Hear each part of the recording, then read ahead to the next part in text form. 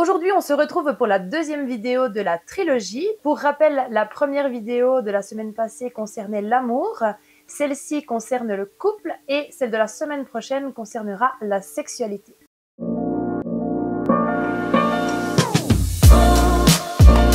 Salut à toi être fascinant quel adolescent et bienvenue dans cette nouvelle vidéo. Si tu ne me connais pas encore, je m'appelle Pauline, je suis enseignante à l'école secondaire et j'ai aussi un cabinet de développement personnel. Lorsque passé le coup de foudre, on parle d'engagement, la notion de couple nous vient naturellement en tête. Mais qu'est-ce que c'est qu'un couple finalement? Eh bien, c'est un contrat. Et comme pour tout type de contrat, les termes doivent être discutés et ce dès le début de la relation, afin que chacun y trouve son compte. On parle de ses attentes, on parle de ses besoins et on parle de ses envies. Est-ce que l'on souhaite former un couple exclusif, c'est-à-dire que l'on a envie de rester fidèles l'un à l'autre? Est-ce que l'on a envie de former un couple libre? Dans ce cas-là, chacun aura la liberté d'avoir des aventures de son côté. Mais attention, couple libre, ça ne veut pas dire on fait n'importe quoi. Les termes de ce contrat bien particulier doivent également être discutés et validés à deux. Il y a encore d'autres types de couples, mais finalement, ce qui est important, c'est que les choses soient claires et réciproques. Si par exemple, avec ton partenaire, tu décides d'avoir une relation exclusive et que l'un des deux va voir ailleurs, alors là, ce n'est pas OK, parce que finalement, les termes du contrat n'ont pas été respectés. Donc en résumé, il n'y a rien d'obligatoire, il n'y a rien de faux, et vous êtes les deux seuls à décider ensemble de quels seront les termes de votre contrat. On ne peut pas parler de couple sans aborder la question de l'équilibre relationnel. Et dans équilibre relationnel, il y a le mot équilibre. Oui bon, ça paraît logique, mais je le dis quand même, on sait jamais. Dans une de mes anciennes vidéos, je me souviens t'avoir parlé des textos et notamment quelqu'un qui écrit un pavé et qui reçoit une ligne, un mot ou même un émoticône en retour. Eh bien, l'équilibre relationnel, ça commence par là. Alors remonte le fil de tes conversations et regarde si la grandeur des bulles est équilibrée. Et bien évidemment, l'équilibre relationnel doit être respecté dans bien d'autres domaines. Dans les marques d'attention par exemple, est-ce que c'est toujours le même qui fait des petits cadeaux, qui a des petites attentions, qui vient chercher des câlins et qui s'approche de l'autre? Ou est-ce que c'est réciproque? Est-ce que c'est toujours le même qui va payer l'addition, le verre, le resto, la sortie? Ou est-ce que c'est réciproque? Ça peut aussi être dans les idées. Qu'est-ce qu'on fait? Est-ce que c'est toujours le même qui propose et l'autre qui suit? Ou est-ce qu'il y a un échange comme ça de « viens, je vais te faire découvrir ça, et ben la semaine prochaine, c'est moi qui viens te faire découvrir ça ». Bref, tu as compris que ce qui est important, c'est que l'investissement soit réciproque. Alors ça se construit, c'est une pente douce. Je te donne, tu me donnes, je te donne un peu plus, tu me donnes un peu plus. S'il y en a un qui donne beaucoup et l'autre qui donne presque rien, voire rien du tout, dès le début de la relation, à mon avis, c'est mal parti. Et je dirais même plus, ça se met en place dès le début de la relation, et plus la relation se construit, ben ensuite les habitudes sont prises. Et il va être alors très difficile de faire changer les choses. Tu te rends compte que dans ta relation, il y a un énorme déséquilibre et que tu en souffres, pour moi, c'est un red flag. Donc soit tu en discutes, vous arrivez à mettre les choses à plat, et puis l'autre entend ce que tu dis et acte, c'est-à-dire qu'il fait en sorte de rééquilibrer la balance. Et puis, si finalement il ne le fait pas, alors pose-toi les bonnes questions. Est-ce que c'est vraiment la bonne personne pour toi? En consultation, j'ai assez régulièrement des personnes qui viennent me dire qu'elles démontrent leur amour de plein de manières différentes, qu'elles donnent énormément et qu'à l'inverse, elles ont l'impression qu'elles ne reçoivent rien du tout. Et là, j'attire leur attention sur le fait que l'amour peut s'exprimer de plusieurs manières. D'ailleurs, les preuves d'amour sont classées dans 5 grandes catégories. Alors, voyons-les ensemble dès à présent. Dans la première catégorie, on va retrouver évidemment les paroles, les compliments, les mots doux, les petits noms et finalement le fameux « je t'aime ». Dans la deuxième catégorie, il y a les personnes tactiles. C'est des personnes qui vont exprimer leur amour par le toucher. Une caresse, je te prends la main, je te prends dans mes bras, j'ai envie de te serrer fort. Dans la troisième catégorie, on retrouve les services. C'est des personnes qui vont exprimer leur amour en te rendant service, en t'amenant quelque part, en te faisant les courses, en tondant le gazon, en promenant le chien. C'est des gens qui finalement ont envie de te rendre la vie plus agréable. Dans la quatrième catégorie, on retrouve les gens qui vont exprimer leur amour par des petits cadeaux, des petites attentions au quotidien. Ils vont faire les courses, ils voient une petite chose, ça peut être même juste un petit chocolat, ils vont penser à toi. Et ces personnes-là ont besoin que ça passe par le matériel pour exprimer leurs sentiments. Et puis dans la dernière catégorie, on retrouve les gens qui expriment leur amour par les moments de qualité. Alors ça, c'est des gens qui vont avoir tout plein d'idées, qui auront envie de faire découvrir plein de choses à leurs partenaires, un week-end, des vacances, organiser une sortie, faire un musée, une expo, etc. Ou alors qui vont privilégier une soirée super romantique à la maison, ils auront tout prévu de A à Z, et puis vraiment, ils ont envie de faire passer du bon temps à la personne aimée. Alors tu vas me dire, mais c'est super, c'est génial. Et puis je te dirai, oui, tu as raison, il n'y a pas une manière d'exprimer son amour qui est meilleure qu'une autre. Le seul petit problème qu'on pourrait rencontrer, c'est si tu n'es pas au courant finalement que toutes ces preuves d'amour existent et que, admettons que toi tu es quelqu'un de très tactile, que tu exprimes ton amour par se toucher et que tu es en couple avec quelqu'un qui lui n'est pas du tout tactile mais qui va finalement te prouver son amour par des services. Eh bien, chaque fois que toi tu vas donner ton amour par le côté tactile, lui va pas être très à l'aise et puis toi finalement il va jamais venir te donner ce côté affectueux, câlin qui passe par le toucher et tu vas te dire mais en fait il ne me donne pas de preuve d'amour alors que peut-être lui il va te rendre plein de services, ce sera sa manière à lui de te montrer son affection mais ça va tomber à plat et à l'inverse toi tu vas pas forcément lui rendre les services parce que finalement pour toi c'est pas très important et lui il va se dire mais elle fait jamais rien pour moi non plus.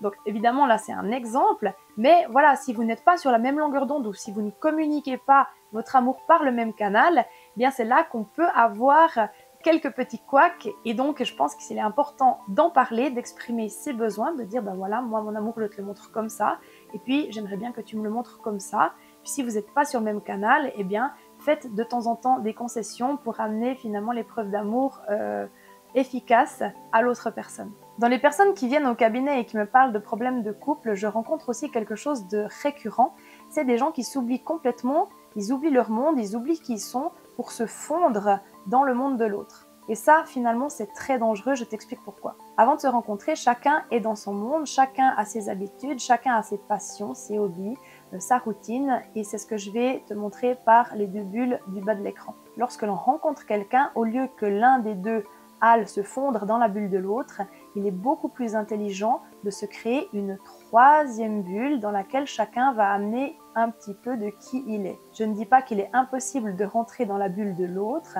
je dis simplement qu'il n'y a pas un qui doit laisser tomber tout son monde pour se fondre littéralement dans la bulle de son partenaire, parce que c'est quelque chose que je vois très souvent, que j'entends très souvent, et après on s'étonne que ça ne fonctionne pas. Parce que n'oublie pas qu'avant d'être un couple, tu es aussi et avant tout un individu. L'avantage de créer une nouvelle bulle, un nouveau monde à deux, c'est que non seulement vous allez y amener une partie de votre ancien monde, mais en plus vous allez amener des choses supplémentaires, des choses que vous ferez les deux, qui vous appartiendront, et ça sera vraiment enrichissant. Et par rapport à la construction de ce nouveau monde, il me semble vraiment important de te rappeler la différence entre une concession et un compromis. Alors dans un couple, quand l'un des deux fait une concession, ça veut dire qu'il finit par accepter la position de l'autre, même s'il n'est pas d'accord, dans l'unique et seul but de mettre fin à un conflit. Il fait donc l'effort de mettre de côté son opinion, finalement pour le bien de la relation, et donc il s'oublie. Alors que faire un compromis, cela consiste à trouver un arrangement mutuel qui convient aux deux membres du couple. Et dans ce cas, aucun ne se sent lésé. Si tu dois retenir une chose,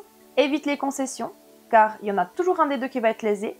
Par contre, discutez, posez les choses à plat et faites des compromis. C'est bien plus intelligent et c'est bien plus sain. Parlons brièvement de la jalousie, parce que c'est quelque chose que l'on rencontre souvent à l'intérieur d'un couple exclusif. D'abord, entendons-nous sur le mot jalousie. C'est un sentiment de suspicion, de méfiance et de peur qui se manifeste à l'égard du partenaire. Alors, être jaloux, c'est un sentiment inné et universel, et parfois, voir son ou sa partenaire un peu jaloux, eh ben, ça fait du bien, parce qu'on a l'impression qu'il tient à nous, et du coup, on se sent simplement aimé. Mais le problème, c'est quand la jalousie, elle devient obsessionnelle, maladive, et possessive. En réalité, les personnes qui sont maladivement jalouses présentent un niveau élevé d'insécurité personnelle et ainsi une faible estime d'elles-mêmes, ce qui les amène naturellement à penser qu'elles n'ont pas assez de valeur pour être dignes de l'amour de leur partenaire. Et donc elles pensent qu'on les abandonnera tôt ou tard. Mais finalement ça, c'est dans leur tête. Alors je ne vais pas m'étendre sur les mécanismes de la jalousie parce que je pourrais en faire une vidéo complète, mais il faut que tu gardes en tête quelque chose de très important,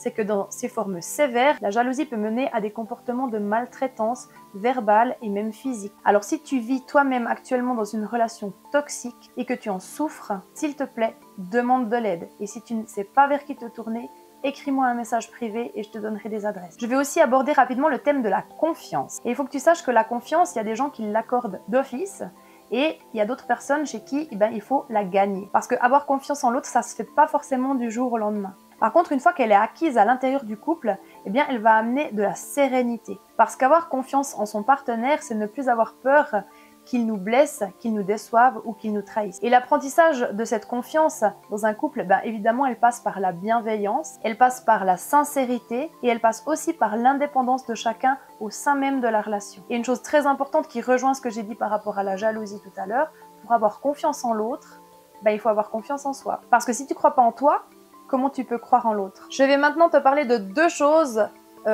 qui reviennent aussi régulièrement dans les consultations, qui sont pourtant assez évidentes, mais loin d'être appliquées. Premièrement, on ne change pas l'autre. Si quelque chose te dérange dans son attitude, dans son comportement ou dans sa manière d'être, il faut que tu te demandes si toi, tu es capable de l'accepter ou de le tolérer.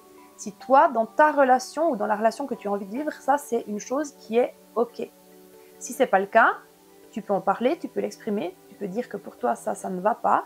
Et ensuite, c'est l'autre qui, par amour, s'il comprend que c'est vraiment quelque chose de dérangeant, va tenter de s'améliorer ou va tenter de faire changer les choses.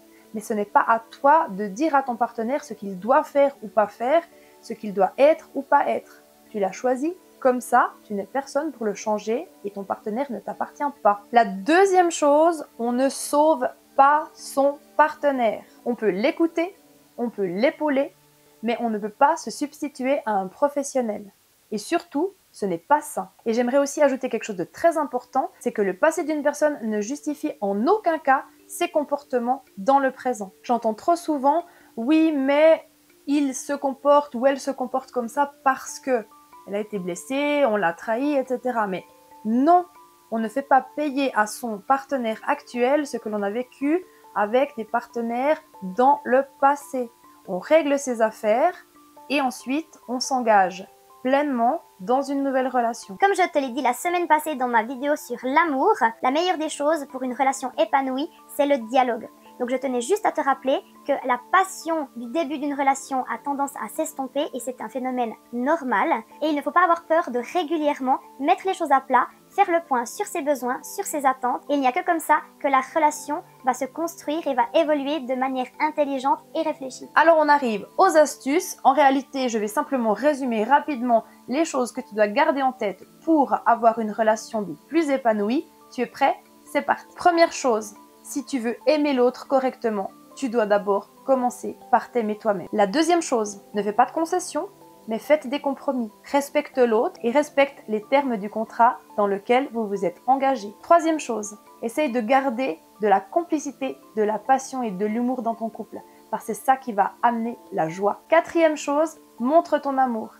Et on s'en fiche avec quelle sorte de marque d'affection tu le fais, mais montre à ton partenaire qu'il est important pour toi. On a toujours tendance à penser que c'est acquis, mais je te rappelle que la séduction, ce n'est pas juste les quelques premières semaines de la relation, c'est tout au long de la relation. Cinquième chose, n'oublie pas de retourner dans ton monde, dans ta bulle, parce que finalement, il y a une chose très simple à retenir, c'est que ton partenaire, il est tombé amoureux de toi lorsque tu étais dans ce monde-là. Donc si tu te fonds constamment dans son monde à lui, ou que tu es constamment dans le monde de couple que vous avez formé et que tu ne reviens jamais chez toi, tu vas perdre ton identité et du coup, il aura l'impression d'avoir été trompé sur la marchandise parce que le partenaire dont il est tombé amoureux ne sera plus là. Et sixième chose, fais le point très régulièrement avec ton partenaire sur les besoins, les attentes, qu'est-ce qui fonctionne dans cette relation et qu'est-ce qui ne fonctionne pas, qu'est-ce que l'on peut en faire. Alors voilà, on arrive au terme de cette vidéo, j'espère que tu en auras apprécié le contenu. Tu peux liker, partager cette vidéo et si ce n'est pas encore déjà fait, tu peux toujours t'abonner pour ne pas manquer les prochains contenus. Quant à nous, on se retrouve très bientôt pour un nouveau sujet et en attendant, comme d'habitude, je te souhaite un très beau week-end. Bye bye!